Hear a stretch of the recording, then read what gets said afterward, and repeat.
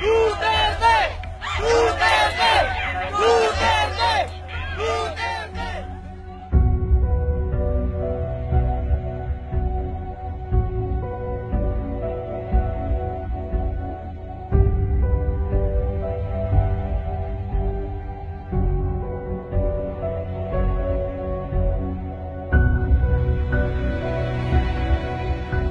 Yung ginagawa ko kasi, ini-introduce ko yung tatay ko. Kasi alam naman natin, yung mga hindi pa decided, may fears sila sa tatay ko. Sinasabi nila, he's a dictator, he will declare martial law, he's a communist. And let me explain on that. Pagiging komunista is extreme left. Extreme yun eh. Nandito kami sa center left. The ideology of the poor. Sa Davao kasi, gusto namin ng pantay, patas. Hindi kailangan mayaman, mahirap o Kristiyano, Muslim, bayot, tomboy. Lahat pantay. Social equality. Equality for all. Kasi, dito sa Pilipinas, yun yung wala sa atin. Sino may hawak ng Pilipinas? Those are the greedy people. Nandyan lang. Na nasa taas, na nasa pwesto. The oligarchs. I'm sorry to say, but that is true. Totoo yan. Kaya, nasa left kami. Hindi kami komunista. Malayo kami sa komunista. Nasa left kami. Because we want equality. Walang dictatorship sa Davao City. Because, every time he implements a law, ini-embrace namin. If we accept what he says, then that is not dictatorship. Yun yung punto dyan.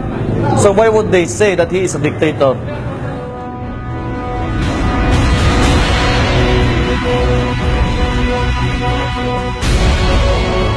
Yung kalaban kasi dyan, drugs and corruption. Yung drugs and corruption kasi, yun yung nagpapahirap sa mga Pilipinong naghihirap na. To whose benefit? To the syndicates, the few who want to take advantage of the lives of other people for their own profit.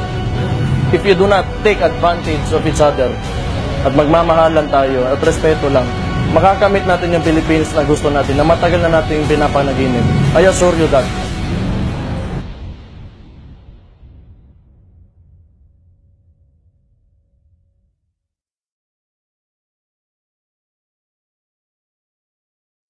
Duterte! Duterte! Duterte! Duterte! Duterte!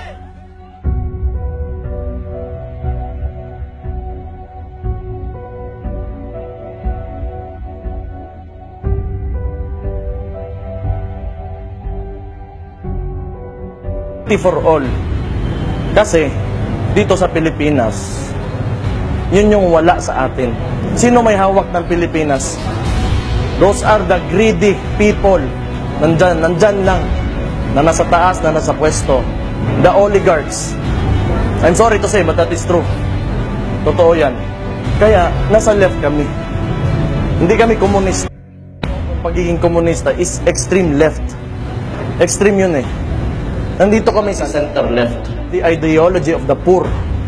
Sa Davao kasi, gusto namin ng pantay, patas. Hindi kailangan mayaman, mahirap o Kristiyano, Muslim, bayot, tomboy.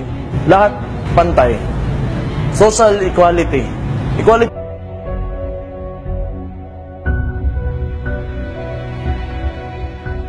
Yung ginagawa ko kasi, ini-introduce ko yung tatay ko. Kasi alam naman natin, yung mga hindi pa decided, may fears sila sa tatay ko.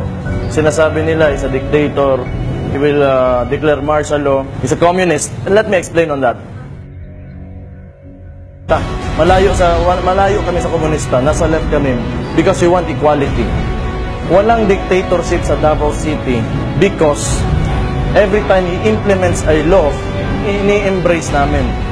If we accept what he says, then that is not dictatorship. Yun yung punto dyan. So why would they say that he is a dictator?